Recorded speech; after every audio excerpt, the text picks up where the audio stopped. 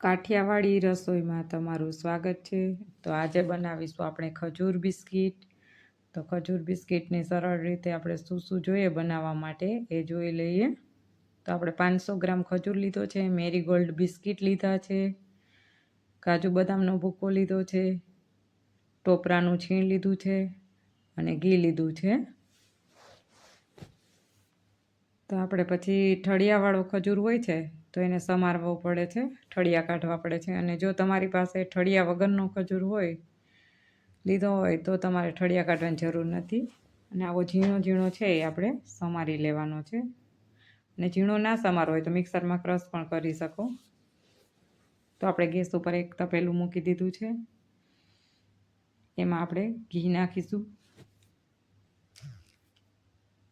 ઘી નાખ્યા પછી આપણે એને ખજૂર બધો સમારેલો છે, એકદમ ઝીણો સમાર્યો છે મેં, એ આપણે ઘીમાં શેકવા માટે આપણે લઈ લેશું।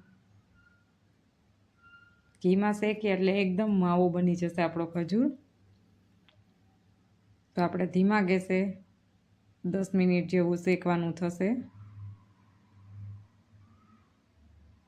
તો આપણે ખજૂરને સારી રીતે આપણે હલાવતા જઈએ। આ રીતે તમે તાવેથાથી હલાવશો ને તો કોઈ આખો ખજૂર રહી ગયો હશે ને તો એ પણ તમારો મિક્સ થઈ જશે આમ।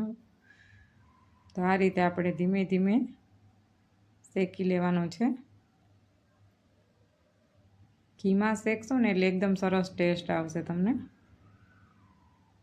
તો જુઓ, તમે જોઈ શકો આપણો માવા બની ગયો છે, એકદમ બધો ખજૂર એકદમ મેલ્ટ થઈ ગયો છે।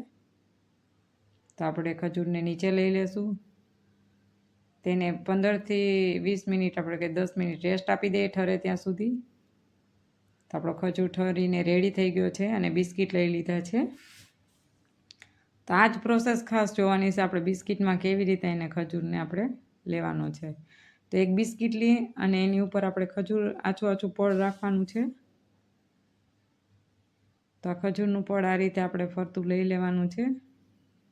પછી એના ઉપર જો તમારે કાજુ બદામનો ભૂકો અને ટોપરું એડ કરવું હોય તો કરી દેવાનું વધારે ટેસ્ટ માટે, અને ના કરવું હોય તો ખજૂરની ઉપર જ બિસ્કિટ આપણે રાખી દેવાનું।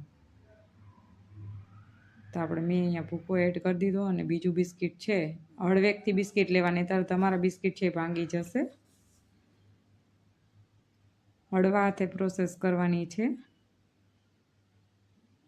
પછી આપણે બિસ્કિટ ઉપર ઘી લગાવતા જઈએ અને બીજું પડ પણ આ રીતે આપણે ખજૂર પાથરી અને આમાં તમે 3 બિસ્કિટ લઈ શકો, 4 બિસ્કિટનું લઈ શકો, 2 બિસ્કિટનું બનાવી શકો। તમને જેમ અનુકૂળ લાગે એ રીતે તમે આ રીતે બિસ્કિટ એડ કરી અને ખજૂર ફરતે કવર કરવાનું છે। તો મેં અહીંયા 3 બિસ્કિટનું લીધું છે। તો આવી રીતના આપણે ઉપર નીચે પ્રેસ કરતું જવાનું અને ખજૂરને આપણે પાથરતું જવાનું, એટલે આપણું બિસ્કિટ છે એ આખું કવર કરવાનું છે।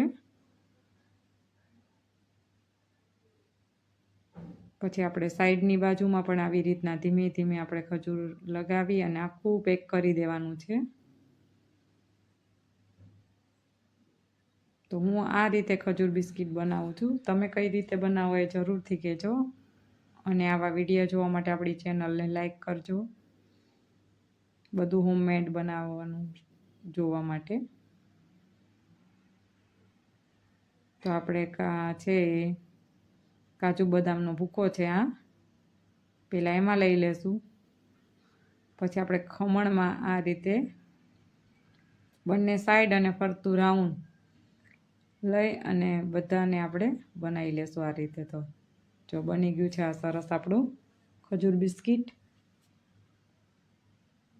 તો આ રીતે બધા જ ખજૂર બિસ્કિટ આપણે રેડી કરી લેવાના છે। તો આપણે થઈ ગયા છે રેડી। 7 થી 8 બિસ્કિટ તમારા બનશે અને આ રીતે વચ્ચેથી કટ કરી લેવાના છે, તો તમને ખાવામાં ઇઝી પડશે। તો અહીંયા મેં બધા છે ને એ કટ નથી કર્યા, પણ મેં એક કટ કરીને તમને અહીંયા બતાવું છું કે આ રીતે તમારે કટ કરી લેવાના છે। તો અમારો વિડીયો જોવા માટે થેન્ક યુ।